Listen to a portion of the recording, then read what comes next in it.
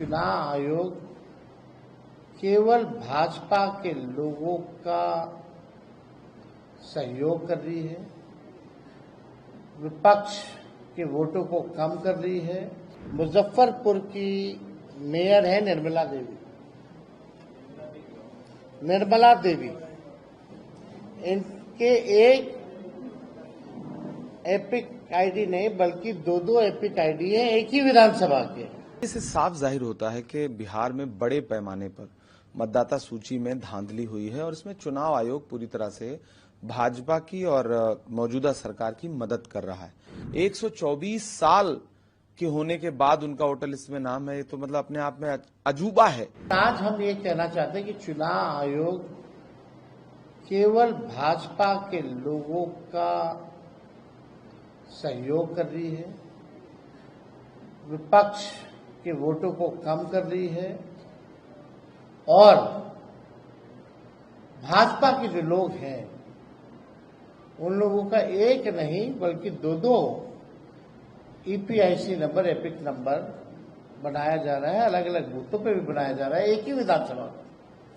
अब आपके सामने एक और खुलासा हम लोग जो है करने जा रहे हैं।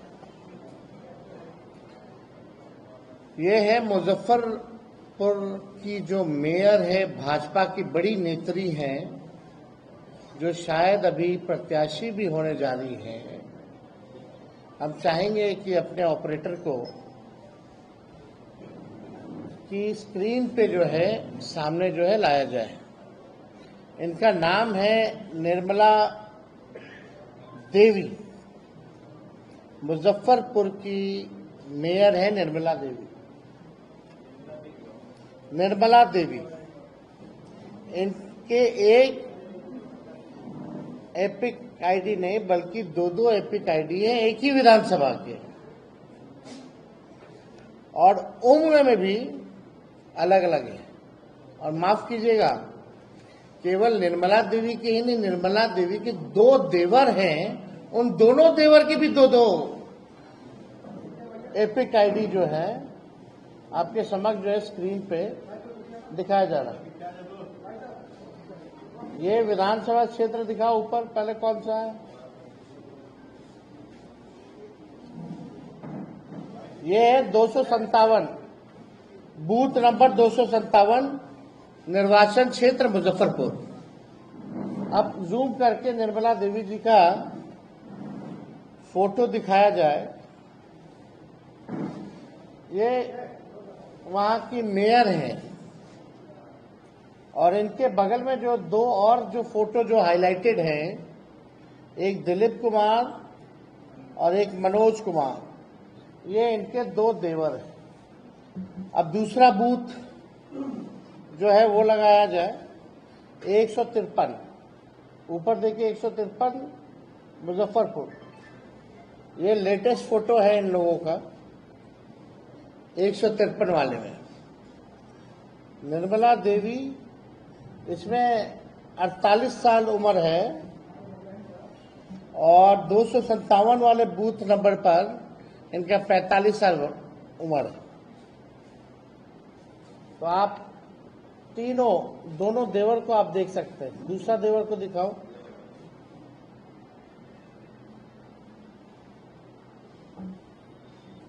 तो आप इनके पिता और ससुर का भी नाम सब कुछ देख सकते हैं। अब इसमें क्या कहा जाए, ये बहुत ही गंभीर तौर पे जो है ये प्रक्रिया जो है की जा रही है चुनाव आयोग की तरफ से। इतने गंभीर है कि ओरिजिनल मतदाताओं को मार देते हैं, शिफ्टेड बता देते हैं, अनट्रेसेबल बता देते हैं, और जो भाजपा के लोग हैं, संभावित प्रत्याशी या वर्कर या बड़े बड़े लोग, डेप्यूटी चीफ मिनिस्टर जैसे, उन लोगों का एक नहीं दो ईपीआईसी नंबर बन जाता है। तो शुरू दिन से ही हमने ये बात कही थी, जब से एसआईआर की प्रक्रिया चल रही थी, कि साजिश की बुई नहीं बल्कि पूरा चुनाव आयोग का एक बड़ा भाजपा के साथ मिलकर के एक भारी जो है षड्यंत्र जो है रचा जा रहा है और भाजपा को मदद पहुंचाने के लिए चुनाव में जो हमारे गरीब मतदाता हैं, जो विपक्षी दलों के वोटर हैं, उनको मित्र बता दिया जाता है, उनका वोटर लिस्ट से नाम काट दिया जाता है और भाजपा के लोगों का एक नहीं अनेकों जो है वो किया जाता है। हम लोगों को अगर ये लोग दे दें डेटा, अब तो डेटा इन लोगों ने जो अपलोड किया है लेटेस्ट, वो तो इमेज के फॉर्मेट में कर दिया और फाइल को हैवी बना दिया ताकि हम लोग देख ही ना पाए। फिर भी हम लोगों ने शुरू दिन से कहा था कि एक एक चीजों पर हम लोगों की नजर रहेगी। बिहार लोकतंत्र की जननी है और यहां से लोकतंत्र को हम लोग खत्म होते हुए बैठकर देख नहीं सकते। लोकतंत्र को बचाने के लिए, लोगों के अधिकार और अस्तित्व को बचाने के लिए राष्ट्रीय जनता दल महागठबंधन जो लड़ाई लड़ना पड़े, जहां लड़ना पड़े, उस लड़ाई को हम लोग लड़ेंगे और किसी भी सूरत में जो बेईमानी करने के इरादे से इलेक्शन कमीशन या भाजपा के लोग यहां आए हैं, इनकी बेईमानी को हम लोग सहेंगे नहीं बल्कि मुंहतोड़ जवाब देंगे। इससे साफ जाहिर होता है कि बिहार में बड़े पैमाने पर मतदाता सूची में धांधली हुई है और इसमें चुनाव आयोग पूरी तरह से भाजपा की और मौजूदा सरकार की मदद कर रहा है। विपक्ष जो आरोप लगा रहा है, चाहे वो कांग्रेस के नेता आरोप लगा रहे हो या फिर आरजेडी आरोप लगा रही हो, उन आरोपों का तथ्यात्मक सबूत भी है लोगों के सामने। जिस मिंता देवी के बारे में हमने प्रोटेस्ट किया संसद में, उस दिन प्रियंका गांधी जी ने उनकी फोटो लगी टी शर्ट पहन के प्रोटेस्ट किया।